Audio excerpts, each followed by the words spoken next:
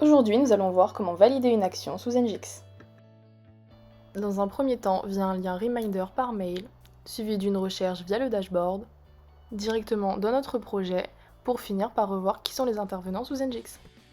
Si vous n'êtes intéressé que par l'un des chapitres présentés juste avant, il vous est possible de le sélectionner dans la barre d'information de la vidéo YouTube. Et n'oublions pas que pour toutes ces actions, il est nécessaire d'être connecté sous Ngix. De ce fait, nous allons nous connecter, sélectionner notre compte relié à Ngix, valider nos identifiants, et vous voici sur votre page projet. Comment valider notre action via la réception d'un mail de rappel. Avec cette manipulation, il vous est possible de retrouver votre action sans avoir besoin de manipuler Ngix complètement. Dans ce mail, nous avons un numéro qui est un lien direct vers notre action sous Ngix. Afin de ne pas oublier de compléter votre action, un mail vous sera envoyé une semaine avant la due date, un jour avant, et une fois cette due date passée, une fois par semaine, tous les lundis. Une fois sur cette action, vous pourrez ajouter un commentaire, le poster et le proposer pour validation.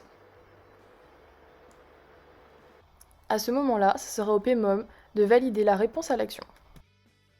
La dernière étape est destinée au responsable de clôture, qui accepte ou non la réponse à l'action. Désormais, nous pouvons voir que cette dernière est bien clôturée. Comment valider notre action via le dashboard. Avec cette manipulation, vous allez pouvoir retrouver vos actions à l'aide du dashboard et des quelques informations dont vous disposez sur votre projet. Il vous faudra donc sélectionner votre projet,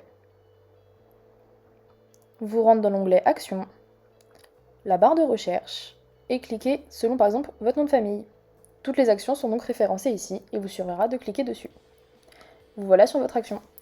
Vous pourrez désormais poster une réponse à l'action et la proposer à validation. C'est ensuite au tour du PMOM de valider la réponse à cette action.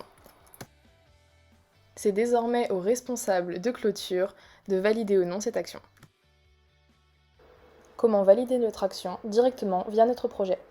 Cette manipulation peut être réalisée seulement si vous connaissez l'emplacement exact de votre action sous Ngix.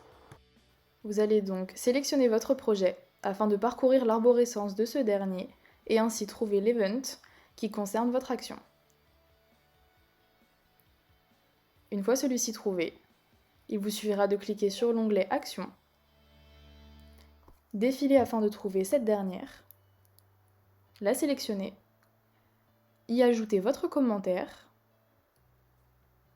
le proposer à validation, attendre que le PMOM le propose pour la clôture et que le responsable de la clôture de l'action l'accepte ou le refuse.